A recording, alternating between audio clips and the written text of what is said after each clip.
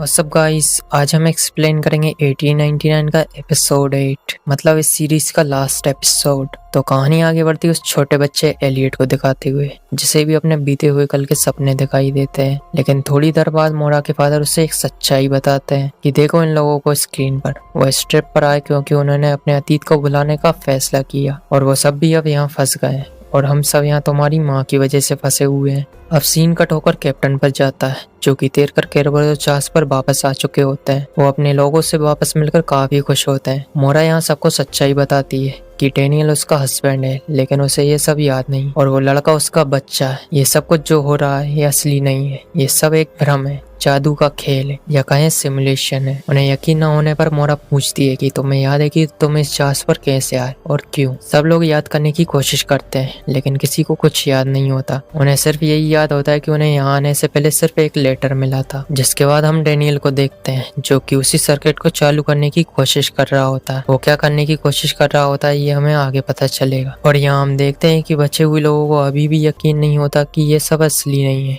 और डर के कारण जहाज से उतरने का डिसाइड करते हैं, क्योंकि वो ब्लैक चीज जहाज पर तेजी से फैल रही होती है। यहाँ मोरा और कैप्टन दोनों ही उस मेंटल हॉस्पिटल तक जाने का रास्ता ढूंढने लगते हैं, क्योंकि वहां तक जाने वाली टनल तो अब गायब हो चुकी थी। दूसरी तरफ यहाँ मोरा के फादर उस बच्चे का माइंड वॉश कर रहे होते हैं। वापस मोरा और कैप्टन पर आते हैं, जो कि मेंटल हॉस्पिटल तक जाने का रास्ता ढूंढ लेते हैं। अब हम जहाज पर देखते हैं, जहाँ बचे हुए लोग उस ब्लैक चीज से भाग रहे होते हैं, और डेनियल के उस सर्किट में छेड़छाड़ करने की वजह से उन लोगों के लिए दूसरी दुनिया का दरवाजा खुल जाता है, जहाँ वो अपने अतीत वाली जगहों पर पहुंच जाते हैं। जिसके बाद हमें पता चलता है कि डेनियल इस सिमुलेशन के स्ट्रक्चर में छेड़छाड़ करने की कोशिश कर रहा है। दरअसल वो सिमुलेशन के कोड को चेंज करना चाह रहा था, ताकि जो पिरामिड अब मोरा के फादर के हाथों लग गया है वो किसी काम का ना रहे। यहाँ मोरा और कैप्टन उस मेंटल हॉस्पिटल तक पहुंच जाते हैं, और सेबेस्टियन भी उनके पास पहुंच जाता है, जहाँ वो कहता है कि तुम अभी भी नहीं समझ पाए कि ये सब चल क्या रहा है। कैप्टन उससे कहते हैं कि तुम्हें शुरू से पता था कि क्या चल रहा है।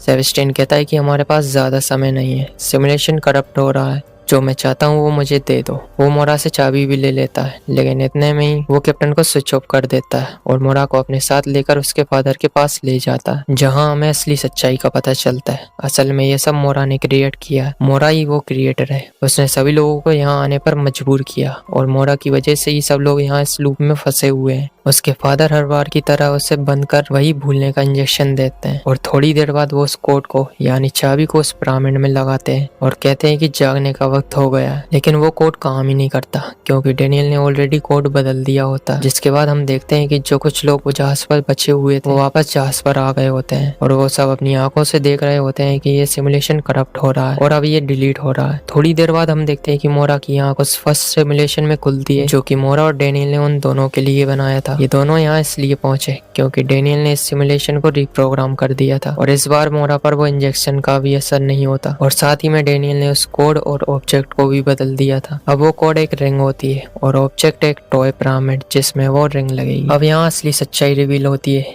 कि ये एक प्रोग्राम है जिस पर अब मोरा के भाई ने कब्जा किया हुआ है, और सब कुछ वही कंट्रोल कर रहा है। डेनियल ये भी बताता है कि इसमें तुम्हारे फादर का कोई हाथ नहीं है, वो भी यहाँ बाकियों की तरफ फंसे हुए हैं। तुम्हें जल्द से जल्द यहाँ से निकलना होगा, क्योंकि तुम्हारा भाई जल्द ही समझ जाएगा कि प्रोग्राम में कुछ छेड़छाड़ हुई है। तुम्हें उसे रोकना होगा। मोरा जल्दी से उस रिंग को उस ऑब्जेक्ट में लगाती है, और इस सिमुलेशन से जाग जाती है। उसके जागने पर हमें पता चलता है कि ये सब लोग एक गेम की तरह चेम्बर्स से कनेक्टेड होते हैं। यहाँ हम देखते हैं कि एक और चेम्बर खाली होता है। इसका मतलब है कि मोरा से पहले ही भी कोई जाग चुका है। वो कौन हो सकता है, कमेंट में गेस करना। जिसके बाद मोरा विंडो से बाहर देखती है, तो उसे पता चलता है कि ये सब एक स्पेसशिप में, जो कि अंतरिक्ष की गहराइयों में घूम रहा है। तभी वहाँ एक एआई के थ्रू मोरा के पास एक मैसेज भी आता है, जिसमें प्रोजेक्ट प्रोमेथियस के बारे में लिखा होता है, और ये समय होता है अक्टूबर 19, 2099। इसका मतलब है कि ये सब 2099 में चल रहा है। एंड लास्ट में उसके भाई कायरन की तरफ से लिखा होता है कि hello sister, welcome to reality.